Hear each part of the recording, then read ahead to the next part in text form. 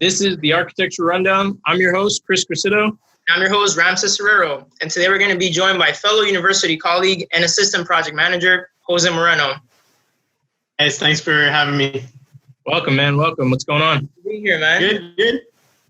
Quarantine's going, but how's that going? Good. Working from home. Yeah. Well, that's a good segue into what this video is all about. So what type of company do you currently work for? So I work for a medium-sized company, I would like to think. We're generally 30 people.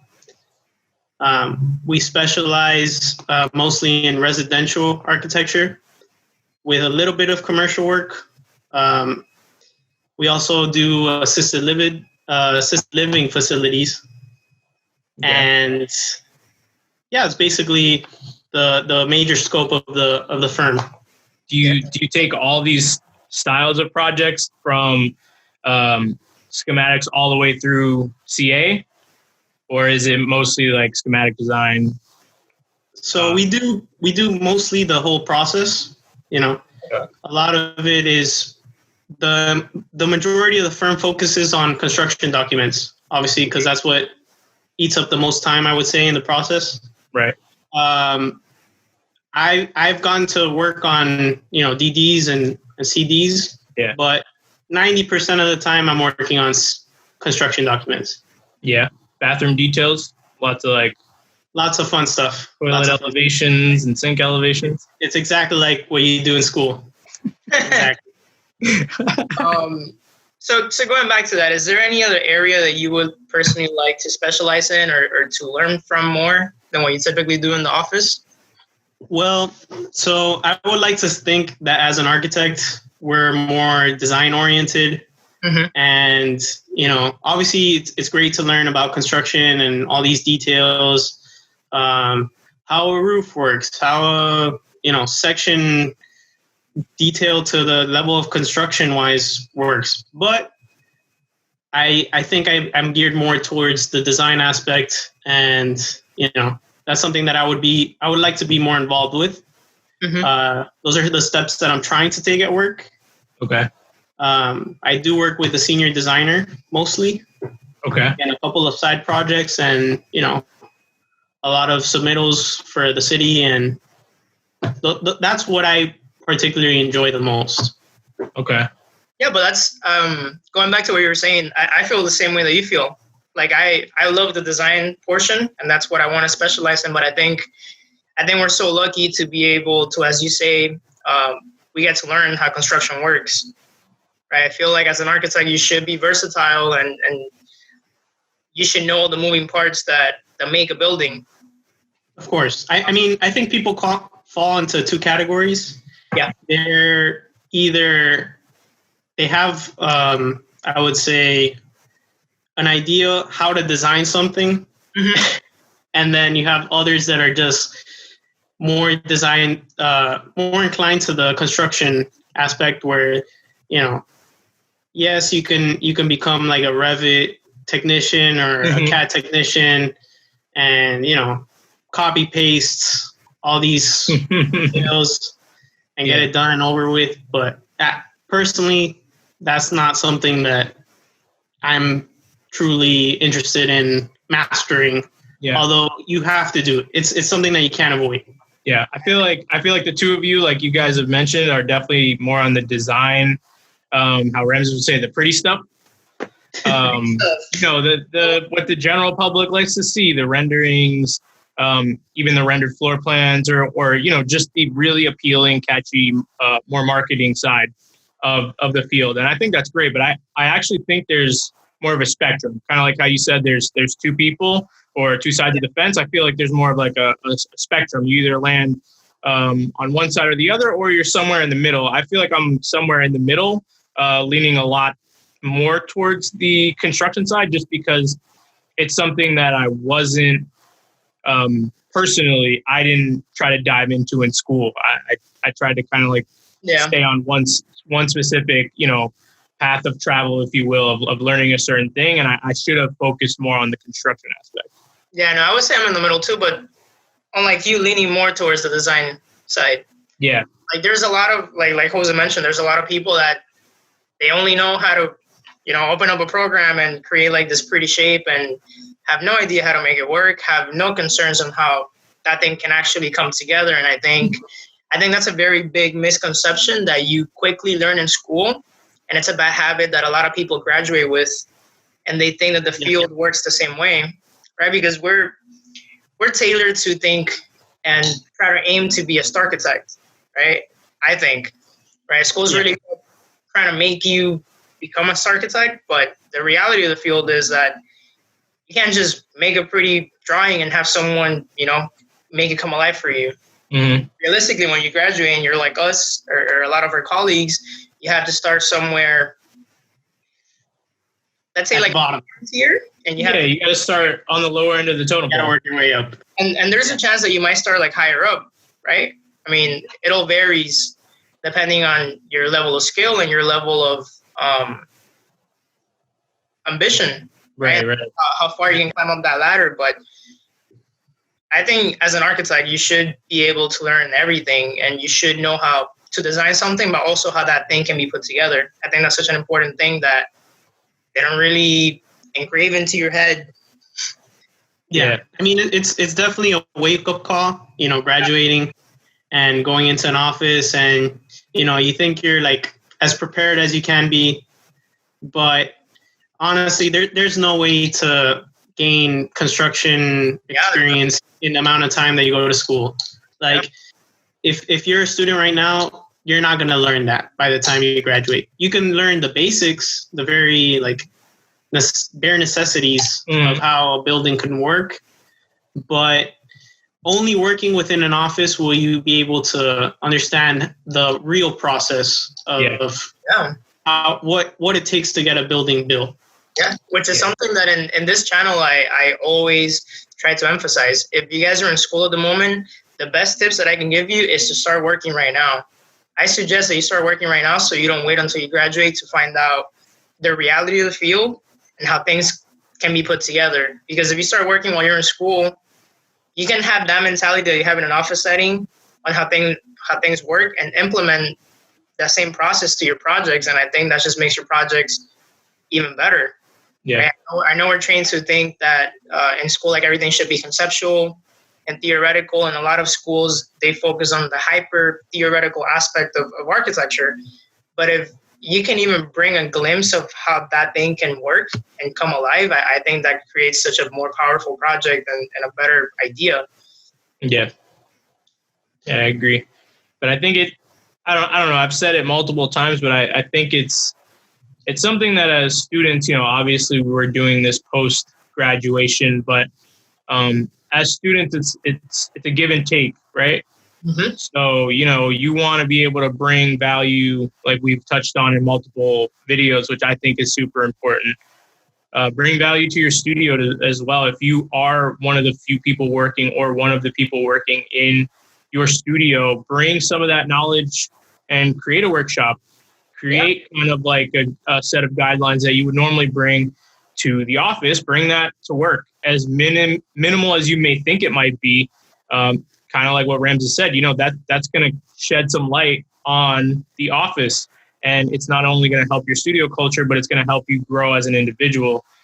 So, we're all in this together, I guess you would say. So helping each other out is a big thing. Like we had some studios together towards, I think, the third or fourth year.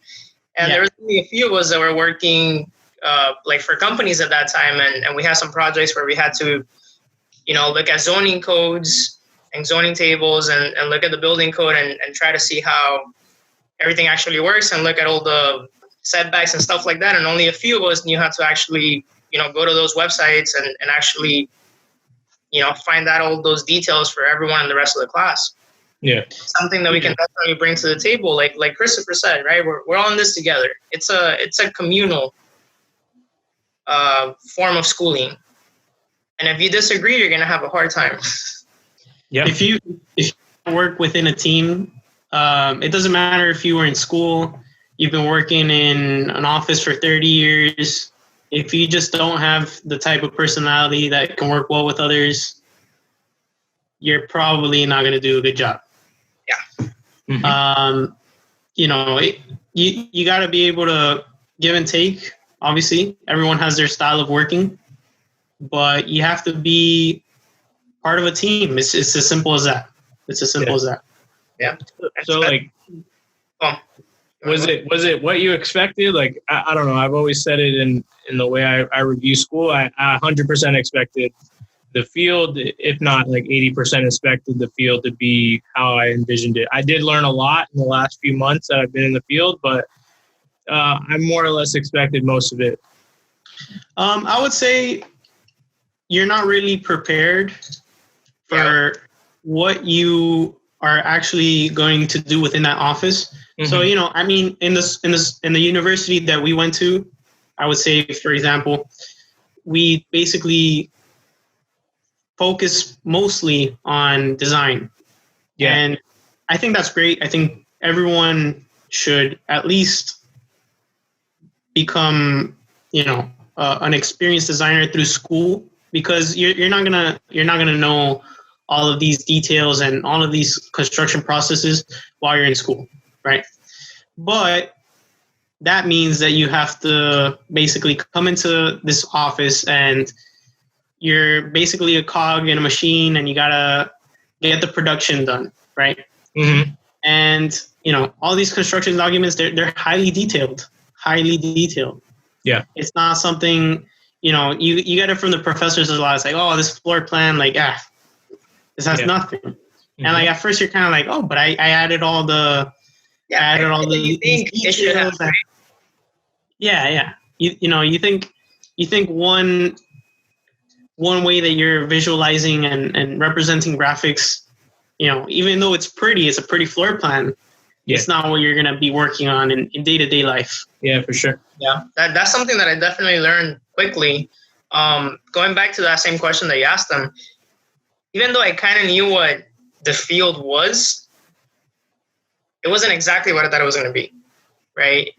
I started working in my third year, and that kind of opened my eyes to what the field was. And then I started implementing some of those ideas that I was learning from the office I was working for within the school setting. Because like you said, back in those times, like everything was just, pretty. Yeah. I started trying to get like a little more technical, and, you tone down like the prettiness aspect of it, and your drawings due to, your newfound knowledge of how everything should be. And working where I worked, like I loved it, even though it wasn't architecture and it was engineering. We worked with architects a lot and project managers a lot, and it's kind of like the same studio culture. And that really opened my eyes to see how an office behaves and how production can behave and how to be part of a team. Because even though you're part of a team in school, sometimes, maybe personal experience, but sometimes like that team, not everyone brings the same thing or the same value to the table. I mean, that happens, right? Regardless. That happens. It doesn't happen as much at work, I feel like, because at work you have more to lose, right? It's your livelihood, job. Like you get paid for it, so people tend to be a little more cognizant of that, and people tend to put in more effort, I would say. Yeah. In school, maybe I'm wrong, maybe it's my personal experience, but you can be in a team, and as long as the work gets done by that team, even if you didn't do anything, like you can get a good grade, right? At work, if I tell you to do something and you don't do it, and at the end we're supposed to like submit that project, and that portion that you were in charge of is not done correctly, or you don't get it done to the level that everyone else did their portion, I mean, you get blamed for it. That's your responsibility. Like that whole dynamic is not as strict. Yeah, that's a con that I don't know if it's personal, but I feel like I've experienced something that, yes, you do get assigned that now blame and responsibility. Mm-hmm. And it kind of it's a good thing and a bad thing, because it forces you to like, if you're a procrastinator, you can't procrastinate this, because you got to get it done, and it's got to work. And if unfortunately, people, since it's now money is involved, people's livelihoods are involved. Mm-hmm. They're trying to compete against you, especially in a bigger office. Yeah. Whoever produces the most or whoever does the most amount of work is seen as the most essential employee. Yeah. And Like, Most valuable. right now, Christopher and I work together, and we work for a small office. But in the office that I used to work in before, we did a lot of projects at the same time. And we have 5 main designers, and each one of us were in charge of a multiplicity of projects, ranging from mid-rises to high-rises. And it was exactly what you said. Like, everyone was competing to see who brings the most, like the most value to the table, who's in charge of, like, the most amount of projects, and who can get them faster. And at least personally, it was a good and healthy competitive environment, but I can totally see how that can become, for some people, like a very toxic environment, right? Like that constant competition and people trying to like bring you down so they can come up, which is something that we spoke about in the past video, that just because you bring someone down, I don't think it necessarily means that you come up. Right. But it could happen. A lot of people think that way. And that's one of the worst things that you can find in an office setting, I think. That's something that you should be careful about, because, the people you work with, although you can be lucky and, hopefully they're very helpful, sometimes they view you as competition and they're not going to go out of their way. And, just like in school, you got to go out and research and learn everything basically a lot of the times on your own, because you're dealing with either people that don't know how to do things and they pretend they do, or they just generally don't know like the programs, and you're working with a lot of older people. I mean, I'm the youngest one in my office. Yeah, which is something Chris and I have talked about in a lot of videos, right? I'm teaching right now, and we've had a lot of teachers, and like he said, like Christopher said, we can't expect every teacher to know every single thing about a program. Of course. Right? Like it's impossible, because there are so many factors within like all these, modeling programs and BIM programs that we utilize. And for the most part, you only learn what you feel you need to learn to get your specific project done.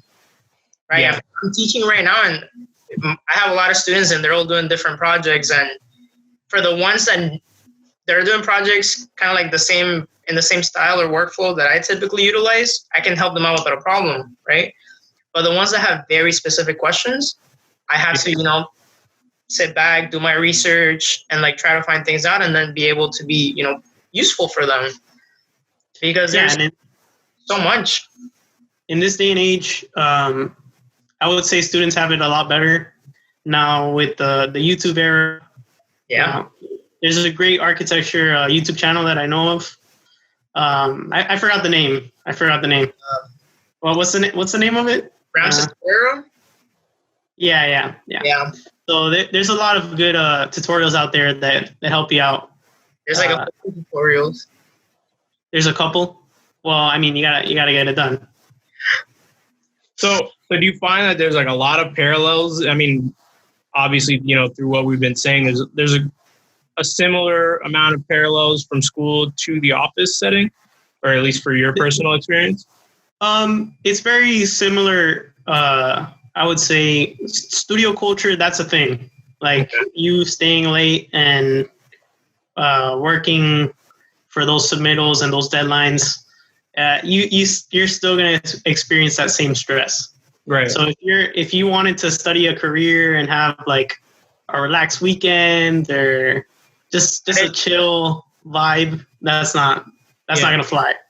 Yeah. I mean, you have to take the joy of like designing, and obviously I wouldn't do this if I wasn't happy with what I'm. That's exactly what I was looking for. Yeah, 100%. I feel like, not to like burst anyone's bubbles, but I feel like we give up so much when it comes to like our health, social life, and like relationships, because not everyone is willing to put up with people like us that go through the same type of schooling that we go through, because there's a very intense schooling system and work system. We're workaholics. Yeah. I think I can speak for the three of us. The three of us are workaholics, like to the teeth. Yeah. We spend our lives working. Yeah. For fun. But I think you guys bring up great points that we've all kind of like, you know, there's a social life aspect that comes, you know, into some tension with what we do as work. Your friendships tend to be like us, like it's only people that understand that, I guess, struggle or that kind of drive that you have.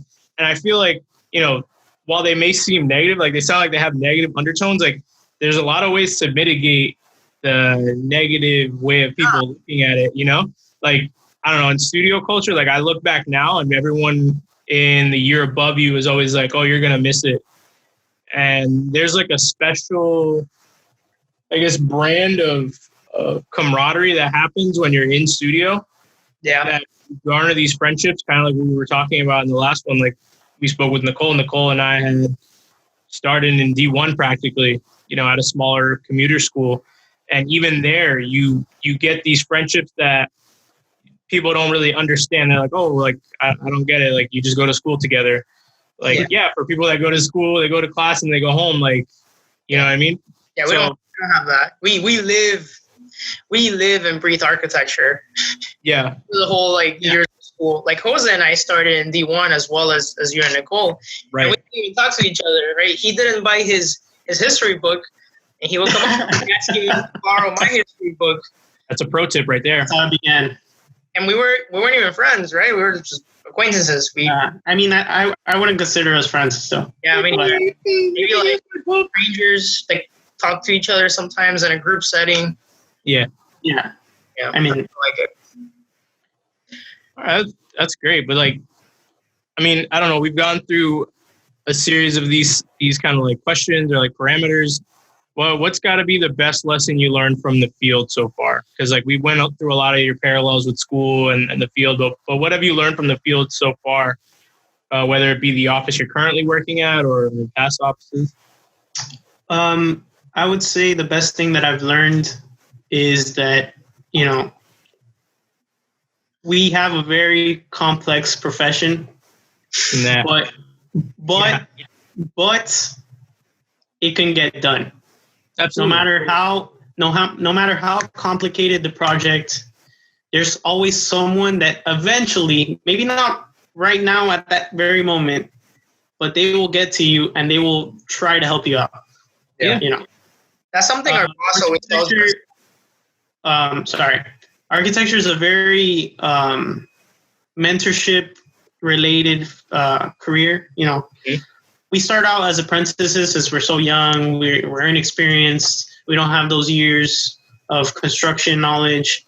And although it might be a downside when, you know, you want to have a better status in employment, you do have that older figure.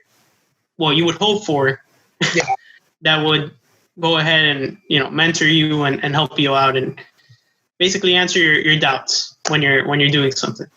Yeah. So that's something that I'm encouraged about because, you know, these people, they tell me all the time that 20 years into this career, you're still learning, which is, I view it as a positive because it means that you're still learning and it's a process and it's something that you can get excited about every day when you go into work. Yeah, you're going to die learning, I feel like. Right? I feel like most architects, they don't quit. They don't retire. You guys can look at Frank Gehry. He's what, 90? 91, still kicking and screaming, still producing buildings, pumping out projects. Still crumbling out paper balls. Yeah. Creating buildings out of them. But it's such a beautiful profession that I feel like you said, like we're constantly learning and you're constantly stimulating your mindset and your brain and your design skills. And it's definitely not your typical 9 to 5, punch in, clock out, go home. Yeah, it could be. A lot of people, they treat it as a 9 to 5 and they put the bare minimum and they kind of stay stagnant their whole lives. But if you want to take it as, I guess, as everything that it could be, and you want to take it to its full potential, you need to invest in it as much time and as much of your passion as possible because it's so rewarding.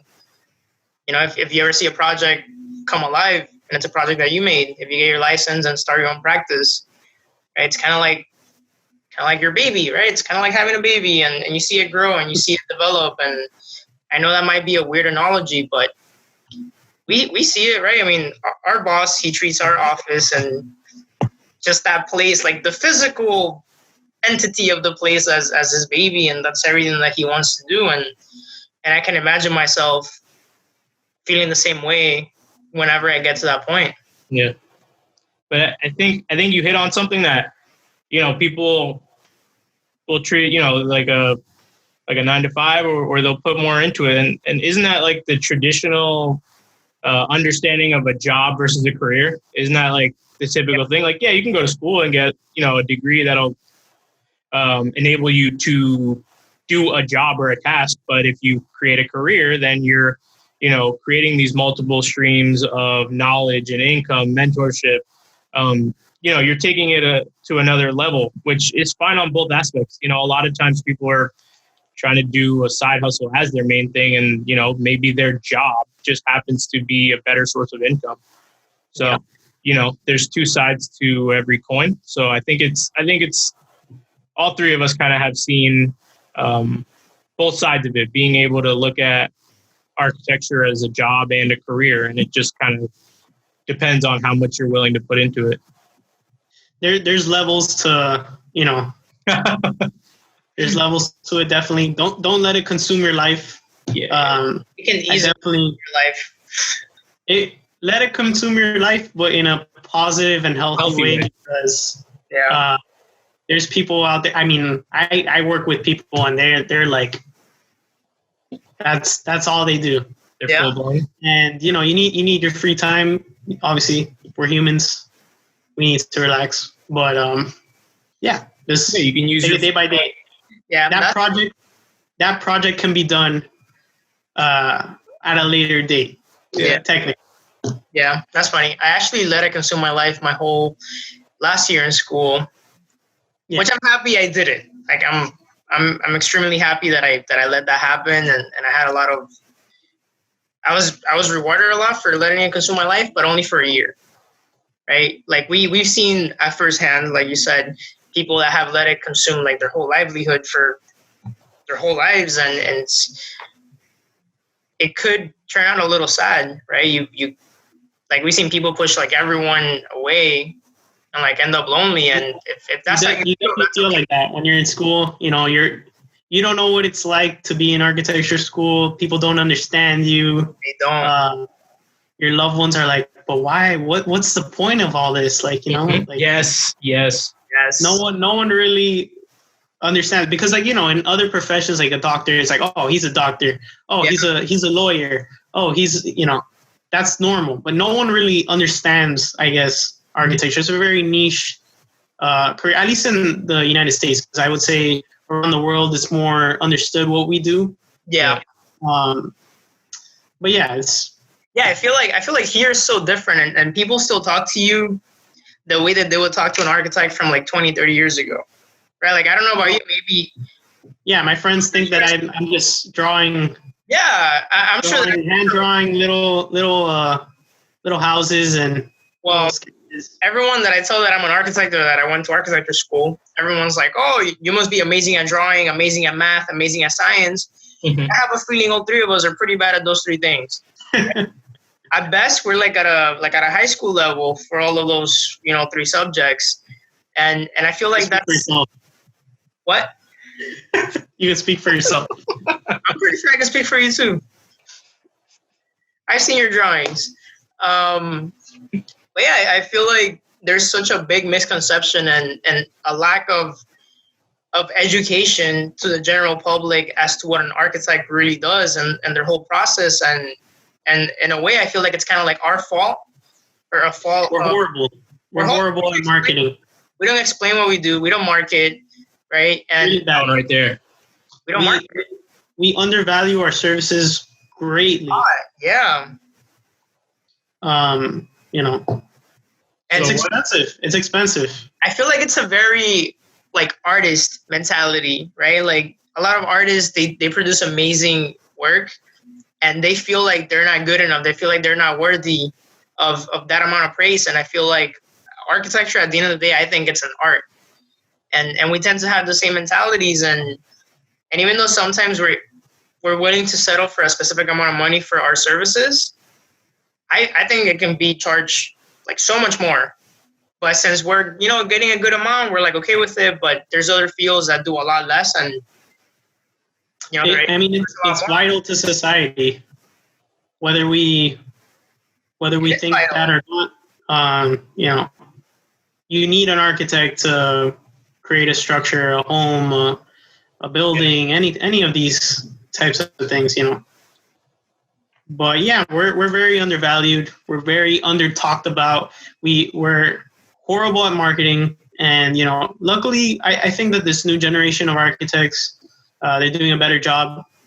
Take a look at your last video, Bjork Ingels. I think he's a good marketer. He's an amazing marketer. And he's a great marketer.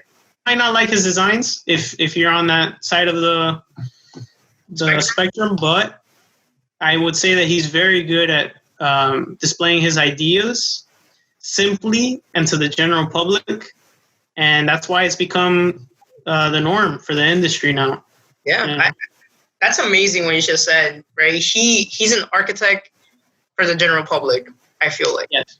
Other architects, or like architects in the past, they tend to be architects like for themselves and to make a statement. Very eccentric. And they follow that God complex, and they completely ignore, context, surrounding, and client needs. Yeah. And that's something that I feel like Bjork has beautifully done, even if his projects might be, like not the most extravagant projects, but they're so efficient and they work so well, and they answer every single problem that the client or the city has. And I feel like that's what makes him so successful as a new generation of architect. I feel like right now, even if you don't like him, like he's not my favorite architect personally. He's not even my top 5, but I feel like he has become like the leading example to what the new generation of architects should be. Yeah. Which is, more humble, appealing to the masses, right? Before. And I bring that up, but I would say Zaha Hadid, started bringing that to the table. Yeah. He was the one that started, creating these crazy structures that people couldn't even perceive. And then, it took off from there. Yeah. But I think it speaks to kind of what you said, Ramses. Like, most of Big's work is usually centered around some sort of public space or interacts directly with the public. You talk to an architect from 20, 30 years ago, they're like, why? I'm going to make a pretty house for one person or one family. When you stop being... prideful?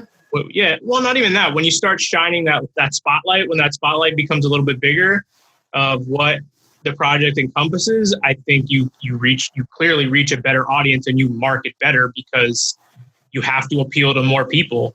Yeah. The taste becomes broader and the extravagances become, watered down because they need to be. People need to afford these things. They need to be able to live here, and taxpayers, you need to pay for it. So, so I think it's important that you're talking about principles that Big brings to the table, and we use those for ourselves. Yeah, I think that's an amazing thing that he follows, because just because you have a specific budget for a project, or a project is a specific like type of project or type of building, doesn't mean that it should look like the typical typology. Exactly. Right? Just because we said this in the last video, just because you do affordable housing doesn't mean that it has to look like affordable housing for a specific, low-income group of people. Something as simple as a color palette or as simple design choices that doesn't mean that you have to spend more money, but you can fit within the budget. Like you said, creating public spaces, creating, functions in which people come alive more and they interact with one another. Something as simple as that. I think that can higher the quality of a project, by it can double the quality of a project. Yeah.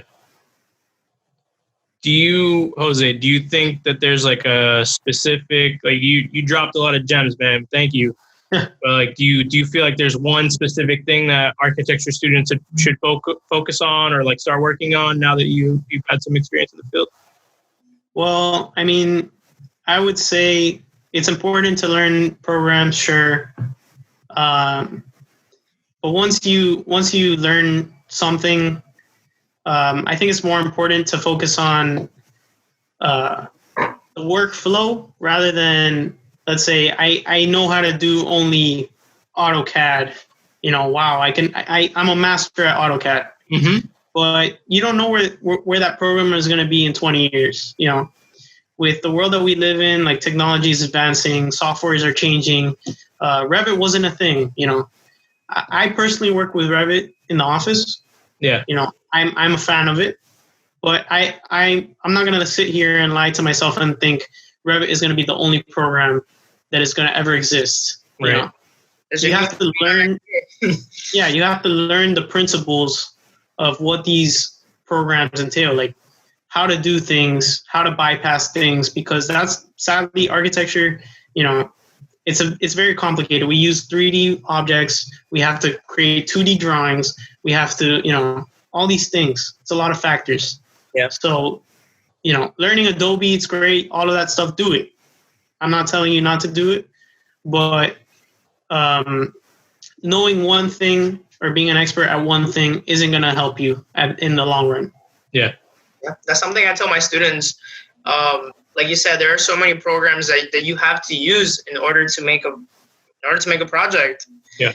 Right? Because we typically, correct me if I'm wrong, but we typically use a simple like 3D modeling engine to kind of get like an overall shape, right? And then we use another 3D modeling engine maybe to create a more like in-depth or like more detailed project, right? Like how we both use like either SketchUp or Rhino to make kind of like contemporary ideas, and then we take it into Revit, detail out the project, and then that was the workflow. That was the workflow at school, Mm-hmm. But in my office, it's just straight up Revit. Yeah, Revit. yeah, Revit. And it's a great tool if you know how to use it. exactly. Because again, it's complicated. Yeah, You get a lot of errors. You get a lot of is that we're forced to switch between, as you said, like 3D modeling programs, 2D modeling programs, post-production programs in order to like create like a finalized presentation. Because even though maybe you use one program for one specific facing of the project, right? Let's call it that. So for one specific phase, you're going to have to use some type of 3D modeling, 2D, and like post-production kind of workflow. Of course. To like tackle every single phase throughout the longevity of a project. And as you said, I think that's so important that we have to be able to be versatile and learn all these new technologies that are coming out, because technology is it's growing exponentially every year. And we have, as I said in the previous video, we have been blessed with the fact that we've all been born at the same time that the computer was born. We're going to have to be constantly learning, I think, throughout the longevity of our life, because and learning new softwares can be done. So I work with a lot of people that, they're in their 40s, 50s, and obviously Revit is a program that came about in the early 2000s, I think. Mm-hmm. And, they know it better than me. And I'm like, I would say a millennial.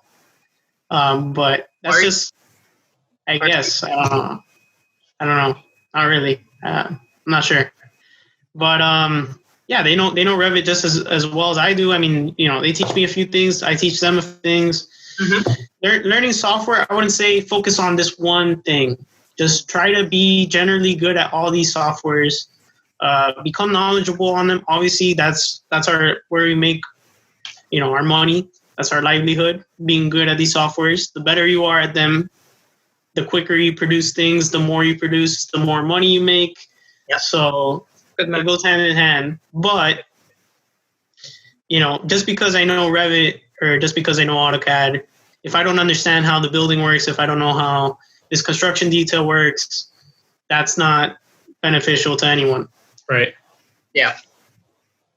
So, we all share a passion for the field, and we all, we're pretty set on architecture, I would say, the three of us. I think I could speak for all three of us. But what field would you have gone into had it not been architecture? And then this is kind of like a two-parter. And then, that's before you had the knowledge of architecture. And then what about after the fact? Like, now that you've gone through, you have an architectural degree and design knowledge, what field would you go into now if it was not architecture? Okay, so the first part, I would like to think, since we all studied the same thing, we would like to consider ourselves as creative-minded people. Anything that would have been related to the design field. I was really into movies. Something that I really enjoyed as a kid. I loved art. I wish I could have been an artist. Something I did as a pastime. It depends. It's such a hard question to ask because, I think when I was a kid, I wanted to be a lawyer too, or something like that. Because, I think architecture, you are a social advocate because, you're trying to design, well, at least I would hope that your goal is to create a better world for everyone. So I was very passionate about that. And I think, I still am. I was. Not anymore. I was very passionate. Yeah. But yeah, I'm not sitting here designing things or wanting to become a designer because I want to make a super expensive home that someone at the 1% can only afford. Mm-hmm. Not a fan. That's not my view of architecture. And what would I study if I would have? What was the question again? Could you repeat it? So the first part you kind of answered, which what would you have studied other than architecture, like with no architectural experience? But now that you have that design degree, you have a master's in architecture. What would you study other than architecture if you were given the choice? Well, I mean, obviously we're designers. I've said that 1,000 times over in this podcast. I think product design. That's something pretty interesting. Yeah. I would like to become a better interior designer. That's something that I feel like something that we lack. Something we all lack. Hugely lack. Something all architects lack. And I would like to think that I'm interested in computers and something in I don't know, computer science or something like that. Yeah. Nice. That's maybe great. Even video game design. Oh man, am I asking me those questions? Those are like the same answers that I have. We would have all met at Full Sail. We're the same person. Like yeah, we're the same person. We're control copying. Copy paste. Control C. Control paste. Yeah. We would have met at Full Sail. We all would have met at Full Sail. In audio production. No, I never applied there.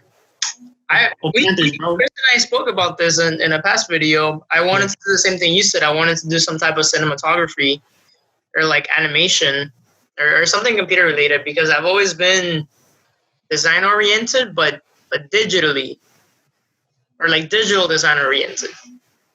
Right. I used to do art a lot when I was younger, and I would say I was pretty good. Very humble. In my younger times, but it's something you have to practice. I feel like every day. Of course. Like more often than not, anything. I have not picked up any type of physical art medium in the past 6 years. I can't even. And there's people that are just like amazing. They're just like God-given talent, born ready to draw. All my students have a God-given talent when it comes to like digital art, physical art. Like they're mind blown. Yeah. Some like people, I see them and I look at myself and I'm like, wow, like I'm a screw up. Like I should not be. They should be teaching me. No, definitely. I mean, if I was an artist, I'd be on the street, homeless, asking for change. Yeah, definitely. All right. Yeah. Jose, there's one very important question we're going to ask all of our guests on this platform, and there's only one right answer. Last person failed it. So yeah, the last person failed it. So hopefully you turn things around. Team Mies or Team Corbu? Obviously, bro, we're gonna go with the OG. Which one? There's two. Wait, who? Mies van der Rohe. All right, nice. We're one for one. One for one, and I'll say that because 1 for 2. I should say. This is just a personal. Either way, these questions like they're personal preference. Like, of course, I don't know. I'm just. Wow. No, I mean, I don't have a problem with anyone that likes a certain type of architecture. I don't, as long as they're, huh? Neither do we, man. No, I know, but it's a very, you got a lot of professors that tell you, hey, you can't like this architect, you can't like that architect, you should only like this certain type of style. Yeah, and as long as you can, side with or understand that architect's process and see the importance and the mindset behind that architect, then I think that's the importance and why you should like that architect. Doesn't matter if he makes a upside down building. Yeah. I mean, it does, but it's about principles. As long as it makes sense to you. There's this guy that like typically just like does this. It's like, wow, it's a nice building. Yeah, but it's a box on the inside. Make it happen. But it wasn't done. But it wasn't done. So,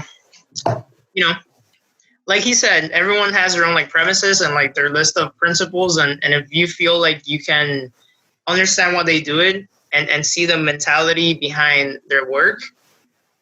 And if at the end of the day, I feel like any architecture, no matter what style or principles they follow, as long as they're successful as a public space, and as long as they bring a higher quality space than what was there before, and can stand the test of time, I feel like that's what makes successful architecture. Of course. Don't get me wrong. There's awful architects. Awful. Yeah. Horrible. But if they have good intentions, you can kind of forgive them a little bit. Yeah, as long as their building stands, Yeah. So how are you specifically dealing with this whole quarantine? It's been tough, I've been working from home, so that's there's that positive, Not everyone is lucky enough to work from home. Yeah, and we are part of the essentials. List, so technically we're supposed to be, or there shouldn't be any reason to why we're not in the office. Yeah, I mean, it's tough out there. Out there. The economy is crashing. Yeah, a lot of my stocks are going down. Your stocks are going down. Yeah. Wow, that's heartbreaking. Shout out to those people that have to like go in there, go into work. Nurses, medical staff. Of course. People that work in the food industry, truck drivers, all those people that are out there, like, literally putting themselves in a compromising position just so that the economy doesn't screech to a halt, Yeah. It's definitely a harsh time to go through right now. And it's not something that I feel like it's not something any of us were prepared for. And of us have had to like shift our whole like workflow and style to be able to maintain, projects going and just our typical livelihood going. Yeah. Luckily our office was set up in a way that, we at work had laptops and we were able to, transition from working at home relatively easy. Yeah. And working from the cloud, working through servers. Yeah. That's something that's within the realm of possibility in architecture, and not many careers have the luck to do that. I think it kind of sheds a light on it that, there's other places that are not set up like you explained, where, you have the ability to work not from the brick and mortar or not from the office physically, and it kind of sheds a light. Like that's the one thing I've seen is that's going to dwindle away a lot. The idea of you need to have a brick and mortar, you need to have at least for our field, it's going to seem like working remote could become a new normal. Even when things go back to, typical way of life, things can happen remotely and they may not be as fluid in some essences, but in others, business as usual when it comes to like communication stuff, which is good. Definitely good because I think it's definitely opening up the conversation of who really needs to work physically in a space, because I can just do my job just as well from home. And it's bringing up the conversation of, should we now begin to work from home? And it's going to help lead to less energy waste. I would think that we're more productive at home. We could be right now. Not everyone is set up in that way. Luckily, I have my whole desk set up. Got my computer, my keyboard. It's tough. It's a different social aspect, because you have the kids running around. You got your family coming in and knocking on your door, asking this and that. But I think we could see an increase of productivity of working at home. Yeah, like the way that Chris and I have done it in our office, as you said, we work from a server, and Chris and I are, like yourself, we're lucky enough to have an office space. It hasn't really affected us in that sense, and we typically have a meeting with, I guess, the office twice a day, so we can make sure that we're maintaining within a productivity workflow, and we can keep each other notified of what's happening in the office, right? Because we're still getting emails, we're still interconnected constantly, right? And we're a small office, so we kind of have an idea of what's happening with every single one of us, right? I don't know how it works for an office like yourselves that is about 30 people. Our office is much smaller, so we kind of know everything that's happening. And I feel for small places, it's very easy to maintain this type of workflow viable in the long run. It's a lot of planning. Yeah, it hasn't really affected us in any way. It hasn't. I mean, I'm pretty sure I can speak for both of us. It hasn't really hindered our production time and our quality of work. No, not yet. Knock on wood. Knock on wood. If anything, it might be a little more comfortable, because we don't have to spend as much time, driving to a place, getting ready to go to a place, and it does cut off between 1 to 2 hours of daily commute, something that you do not get paid for, something that you still have to take into account when starting your day, and for your regular, loss of money. And think of the cost to maintain an office. You're not paying for anyone's internet. You're not paying for electricity, coffee, water, rent. the water. Yeah, I feel like the beauty of architecture is the fact that if you ever need to meet with a client, you can meet them at their place. You can meet in a public place. And I mean, apart from submitting to the client, you submit to the city, and that's something that you have to go physically to, right? Obviously, when you're in a big corporation, you should have an office, because it's kind of hard to maintain a multiplicity of people in departments and have all of them running, in harmony like an organism. But when you have a small office and you have, which is key, a level of trust in your employees, because I feel like without trust from the employer and the employees, and without a sense of responsibility within ourselves, I feel like that's something that couldn't get done. Luckily, I feel like the three of us are responsible and we do what we're supposed to do. Yeah. So I feel like that's the main variable, or the main factor of this whole new style of productivity working out when it comes to our field. Of course. I mean, it's hard to keep track of people's production. Yeah. Especially I would say in a 30-person office. Yeah. We're working on multiple projects, even in person. I'll be working on 2, 3. Sometimes some people are working on 4 projects at once. Yeah, that's how we are in our office. We work on constantly like a lot of projects at the same time, and even if they're smaller, we have to still keep track of the project managers, the consultants, and everyone that's involved in the whole atmosphere. Yep. Yeah. I mean, that's what people don't understand. The size of the project doesn't matter.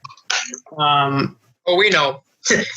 We have projects that are the smallest project for some reason has given us like the most amount of troubles and problems and comments, which is of course baffling. Like it baffles me, but yeah, it goes to show you, as you said, that it doesn't matter the size of the project.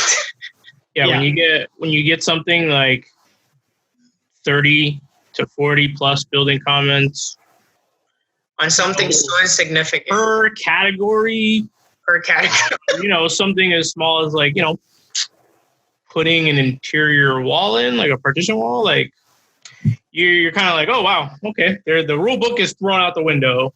Yeah. Like, it defies all odds or expectations. So you have to be ready. You have to kind of keep your head on the swivel. Yeah, but I feel like for us is different just because of the fact that is a government project, and typically government projects, for whoever's in school or whoever's not aware, they have their own codes and their own like design manual guidelines. They're more stringent, right? Even if, let's say, we're all working in an office, the guidelines that you have when it comes to a government office and to like a typical office are a completely different animal. And each government entity has their own specific guidelines for it. And they're very strict. And something as minimal and as insignificant as you might think it would be, is like the main thing or like the most important thing. Of course. I would say, going back to what it's like for someone that's going to graduate soon, what it's looking like in the career. It's going to be tough. A lot of construction is going to be stopped. The building department is closed. Yeah, for those that aren't aware, in America, we have to submit plans to the city, and it's a whole process. And if that building is closed, we can't get a building finalized. Mm-hmm. Yeah, you can't really do the whole permitting process. Of course. And, the loans are going to stop being approved by the bank. And, it's definitely a domino effect. Mm-hmm. And, a lot of people are worried. I work with a lot of people, and they're worried about their job security. And obviously, since we're the younger generation, our jobs, we would think that are the least secure. Yeah. I mean, we have friends that within their offices they have let go of their peoples, and it's a pretty scary time and a very uncertain time for all of us within this field or within any field, I would imagine. Yeah, I mean, the entire world is going crazy right now. Yeah. And if you're graduating and you're applying, just keep applying. It takes time. You got to keep your head up. Definitely went through that. But you just got to keep trying, Yeah. To shine some light, the three of us actually, after we graduated, we were unemployed for months. Months unemployed. And I would say the three of us we're pretty good. Within our class and in a relationship or in relation to the rest of our classmates. And I feel like in a way we all kind of waited to start applying, as opposed to most people at the second they graduated, they started applying and jobs started. Or before, right? We all kind of waited, thinking that it wasn't that big of a deal, and it came back and slapped us in the face pretty hard. Yeah, and we were applying in a market where architecture was doing pretty well. A lot of projects were going on, and now with this crisis going on, it's going to be even tougher. Yeah, because essential employees are gonna, that's what a firm can afford. Yeah. And like I said before, if you have been, let's say if you've been employed for a few months, they kind of trust you, or they rather, place their bet on you, someone they've kind of tailored and someone they've trained for a few months, and try to bring someone in new, and then having to do this whole virtual thing. it might be a little bumpy and a little difficult. And a lot of employers might be very scared to try out something, I guess, as chaotic as this, or as radical as hiring someone they don't know, someone they can have an eye on constantly. Of course. Trusting some random person that they employed. Doesn't matter how good you are, but there's always that fear factor for the employers. Unfortunately, yeah. Yeah, but I think it's important to stay positive even through, you know, certain uncertain times, and, you know, be sure to work on a lot of those skills that we touched on throughout this whole discussion. You know, work on your skills, make sure you're being a person and not a robot, because that's at the end of the day, that's what they're going to hire. They're going to hire a person, you know, and just be sure that you're on your P's and Q's, you know, you're ready to go at a moment's notice, because, you know, they're going to need people, and you have to be able to, you know, move and pivot and be versatile, like we've said on many accounts. So, yeah, you definitely can't be unsure about yourself. You know, you gotta be very proactive. This isn't you know, someone that's very timid and shy. It's definitely helpful if you're outgoing and very proactive. You have to regardless in the field, though. Force yourself to be outgoing. Yeah, You can be timid. You can stay timid and shy. Just make sure when you go to an interview, you know, have the most amount of emotions as possible. Know how to sell yourself, because you're more. Be honest. Yeah, definitely be honest. I feel like, you know, a lot of my students always ask me if your degree matters, as in like where you get your degree from. And I think obviously, yeah, it matters, but I feel like the most important things for you as an architect or as anyone employing for any job is going to be the level or the quality of work that you have produced, and you as a person. Like Christopher said, right? You're a person. And if I was hiring someone, if 10 people come up to me and they'll have a good project or like a good resume, or they all graduated from an Ivy League school, you know, what makes one of them stand out from the rest? Right? And that's where the whole like personal connection comes into play. That's where you get to shine as a person. That's where you get to sell yourself, right? What makes you better than the rest? What makes your qualifications stand out more than everyone else? And I think it's crucial that portfolio that you're applying with, that's basically all you have at this point. Because, you know, you might have a couple of years of experience. You might have worked at an office 1 to 2 years, but at the end of the day, your portfolio is what tells that employer what you're interested in.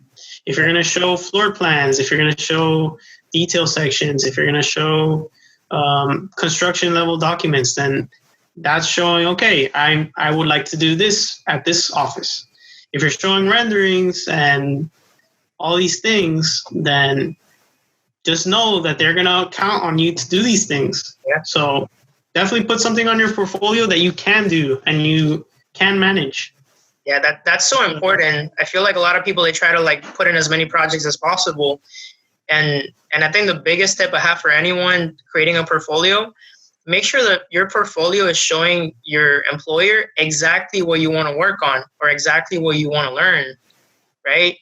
Don't show everything you do. Like if, let's say you've done hyper theoretical projects, and as Jose said, construction, you know, document related projects and stuff like that, and you want to do construction documents, don't show the other part, right? I mean, I would personally tailor my portfolio to whatever I want to do, whatever I'm interested in. But that's your preference. Yeah, exactly. That's my preference, right? I mean, if you want to learn other stuff, then it's okay to put that, because it shows your employer, okay, like I've kind of like stumbled into this area of the field, and I, you know, this is my level of experience, and maybe I want to, you know, develop that level of experience. But always think about what you want to do as an employee and where you want to get to. Yeah.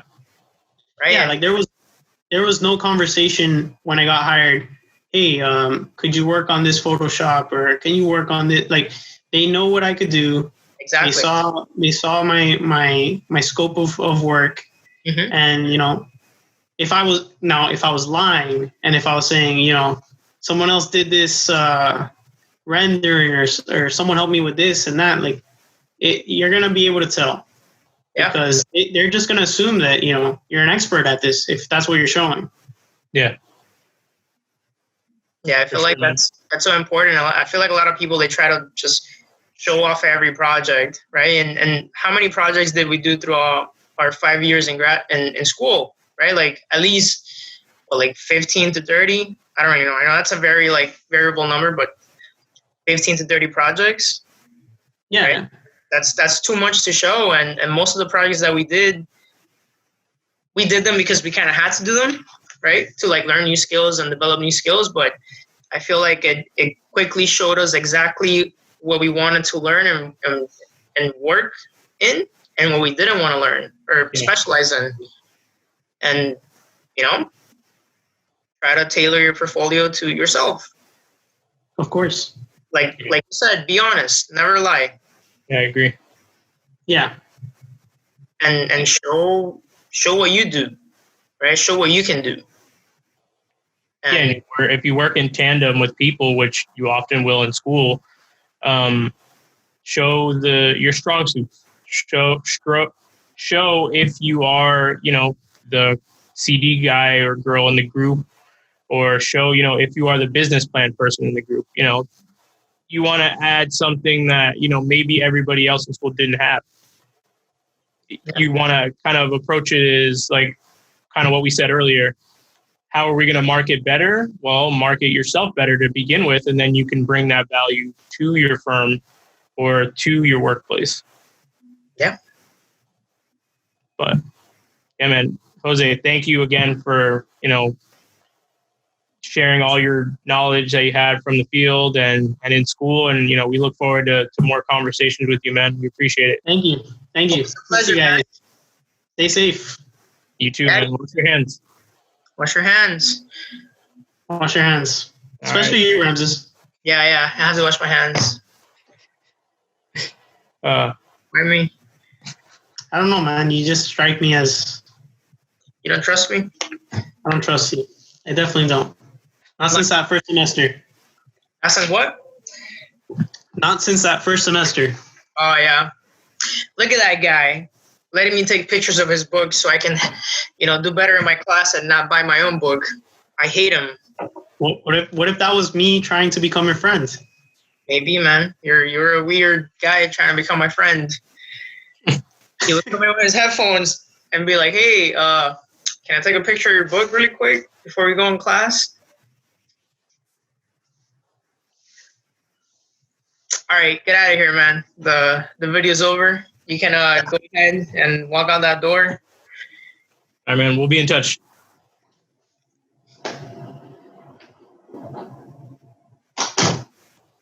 All right. That's pretty good. I would say. You think he's going to stay outside? Oh, I don't think so.